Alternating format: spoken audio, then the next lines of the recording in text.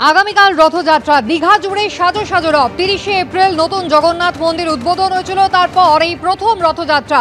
মমতা বন্দ্যোপাধ্যায় গতকালই পৌঁছে গিয়েছিলেন, আর আজ 5 জন মন্ত্রী যাদেরকে এই গোটা রথযাত্রার ব্যবস্থাপনার দায়িত্ব দিয়েছেন মমতা বন্দ্যোপাধ্যায়, তাদের সঙ্গে প্রস্তুতি বৈঠক করবেন তিনি। সরাসরি চলে যাব, অরিত্রিক ভট্টাচার্য রয়েছেন আমাদের সঙ্গে।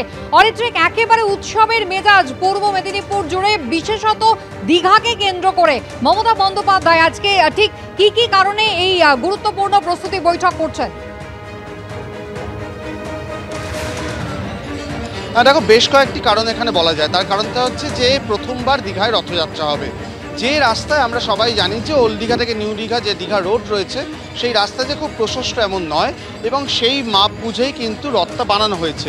এবং এই যে মন্দির তৈরি হয়েছে, আমরা দেখতে পাচ্ছি যে 30শে এপ্রিল অর্থাৎ অক্ষয় তৃতীয়ার দিন এই যে মন্দির উদ্বোধন হয়েছিল, তারপর থেকে যে মন্দির কর্তৃপক্ষ জানাচ্ছেন, তথ্য বলছে এখানে বেশ কয়েক লক্ষ মানুষ ইতিমধ্যেই এসছেন।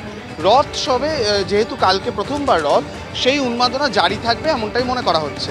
এবং সেখানে যে ব্যবস্থাপনা, সেটা যেমন ঠিকঠাক হচ্ছে কিনা, তেমনই নিরাপত্তার ব্যবস্থাগুলো ঠিকঠাক হচ্ছে কিনা সেটাও কিন্তু দেখে নেওয়া অত্যন্ত জরুরি বলে মনে করা হচ্ছে। তার প্রধান যে কারণ, এই যে মন্দির চত্বর থেকে যে রথ বেরোবে এবং মাসির বাড়ি পৌঁছবে প্রথা অনুযায়ী, তার যে দূরত্ব সেটা 1 কিলোমিটারের আশেপাশে। কিন্তু যেটা অনুমান করা হচ্ছে, প্রায় 1 লাখের বেশি, মানে মন্দির কর্তৃপক্ষ মনে করছেন প্রায় 2 লাখ মানুষও আসতে পারেন এই সময় দীঘায়। তার একটা বড় অংশ যদি এই 1 কিলোমিটার জুড়ে দাঁড়ায় এবং রথের সঙ্গে চলার চেষ্টা করেন, সেই বিষয়টি নিশ্চিত করা যাতে নিরাপত্তাজনিত কোনো সমস্যা না হয়, সেটি একটি গুরুত্বপূর্ণ বিষয় এবং সেটা কিন্তু মাথায় রাখতে হচ্ছে। এবং সেই সংক্রান্ত একটি বৈঠক ইতিমধ্যেই এই মন্দির চত্বরেই একটি ঘরে মুখ্যমন্ত্রী চলে এসেছেন ইতিমধ্যেই মন্দিরে কিছুক্ষণ আগে। সেখানে যে 5 জন মন্ত্রীকে এই সমস্ত ব্যবস্থাপনার দায়িত্ব দেওয়া হয়েছে, ভাগ করে দেওয়া হয়েছে কে কোন দিকটা দেখবেন, তার সঙ্গে স্থানীয় প্রশাসনিক কর্তারা, পুলিশ কর্তৃপক্ষ, তারা কিন্তু সবাই সেই বৈঠক করছেন। তারপরে মুখ্যমন্ত্রী আজকে একবার দর্শন করবেন, কারণ আমরা জানি যে 14 দিন পর আজকে সকাল থেকে মন্দির আবারও খোলা হয়েছে নিয়ম অনুযায়ী, এবং কালকেও সকাল থেকে মন্দির খোলা থাকবে। আর তার সঙ্গে যেহেতু নিরাপত্তাটা গুরুত্বপূর্ণ, এই আমরা দেখতে পাচ্ছি এখানে যে আমরা এটা সচরাচর মায়াপুর বা ইস্কনে এই ছবিতে দেখে এসেছি, ঠিক সেরকমভাবে এই দীঘায় যেহেতু প্রথমবার রথ, সেখানে প্রচুর ভিন দেশের নাগরিক, তারা ইতিমধ্যে আসছেন। অরিত্রিক, তুমি আমাদের সঙ্গে একটু থাকো।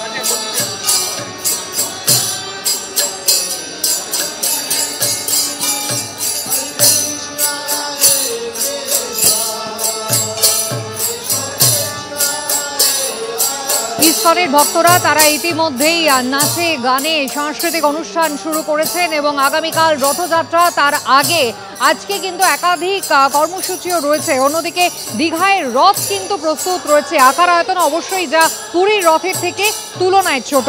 জগন্নাথ দেবের নন্দী ঘোষ, বলরামের তালধ্বজ এবং সুভদ্রার রথ দর্পদলন, যার গায়ে নতুন রঙের পোঁচ পড়েছে। রথের গায়ে ওড়িশার রঘুরাজপুরের পটচিত্রের নকশা আঁকা রয়েছে। মাসির বাড়ি 1 কিলোমিটার দূরে পুরনো মন্দিরের পাশে জগন্নাথ, বলরাম, সুভদ্রার মাসির বাড়ি তৈরি হয়েছে। নতুন মন্দির থেকে 1 কিলোমিটার পথ পেরিয়ে আগামীকাল সেই মাসির বাড়িতেই যাবেন 3 ভাই বোন।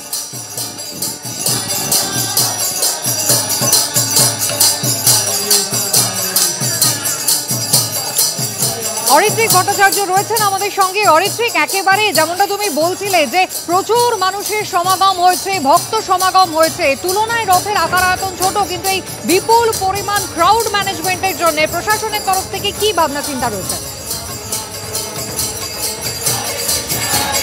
হ্যাঁ দেখো, সেটাই তোমাকে বলি যে রথের যে আয়তনের কথা হচ্ছিল বা আকারের কথা হচ্ছিল সেটা ছোট, তার একটা বড় কারণ হচ্ছে যে দীঘার যে রাস্তা সেই অনুপাতে রথটিকে বানানোর কথা ভাবা হয়েছে, যাতে দীঘার রাস্তা যেহেতু পুরীর মতন এতটা পরিসর নয়, একটু অপরিসর, তাতে যে রথ থাকবে তার যে আকার সেটা খুব গুরুত্বপূর্ণ। কারণ আমরা রথের উচ্চতা নিয়ে কথা বলছি, বিষয়টা হচ্ছে 22 ফুট কিন্তু রথের দৈর্ঘ্য, মানে অর্থাৎ সেটা প্রস্থ বলা চলে 22 ফুট, সেটাও কিন্তু খুব একটা কম নয়। এবং তারপরে রাস্তার দুধারে ব্যারিকেড করা হচ্ছে, সেই ব্যারিকেডের মধ্যে মানুষজন থাকবেন।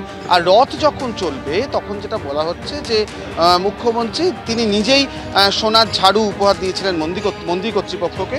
সেই সোনার ঝাড়ু যেটা রীতি, সেই সোনার ঝাড়ু তিনি সামনে পরিষ্কার করবেন কিছুটা, তারপরে এই মন্দির থেকে বার করা হবে হচ্ছে জগন্নাথ, বলরাম, সুভদ্রা এক এক করে বেরোবেন, তাদের রথে অধিষ্ঠান করানো হবে, তারপর রথ চলবে। কিন্তু রথের সামনের দিকটায় মুখ্যমন্ত্রী যেমন সোনার ঝাড়ু দিয়ে রথের রাস্তা পরিষ্কার করবেন, তেমনই সাধু সন্ত কয়েকজন থাকবেন, কিন্তু সাধারণ মানুষকে রথের সামনেটায় আসতে দেওয়া হবে না, যাতে কোনো রকম বিপদের সম্ভাবনা বা সেটা এড়ানো যায়। এবং রথের ক্ষেত্রে যেটা বলা হচ্ছে, এটা পুরী আদলের রথ। আমাদের কলকাতায় যে ইস্কনের যে রথ চলে সেখানে কিন্তু একেবারে টায়ারের চাকা থাকে এবং তার সঙ্গে স্টিয়ারিং থাকে, সেটা একরকমভাবে কিন্তু ঘোরানো যায়। এখানে যে রথটি সেটা কিন্তু সেই ট্র্যাডিশনাল রথ, তার ফলে সেই কাঠের বা লোহার চাকা সেইভাবে তৈরি হয়েছে। জগন্নাথের যে রথ সেখানে 16, 14, 12 তিনজনের রথের চাকা রয়েছে, সেই রথ কিন্তু ডান দিক বাদিক ঘুরবে না, সোজা যাবে এবং তাতে যাতে রাস্তাটা পরিষ্কার থাকে সেই ব্যবস্থা রাখারও কিন্তু পরিকল্পনা প্রশাসনের তরফ থেকে সেরে নেওয়া হয়েছে।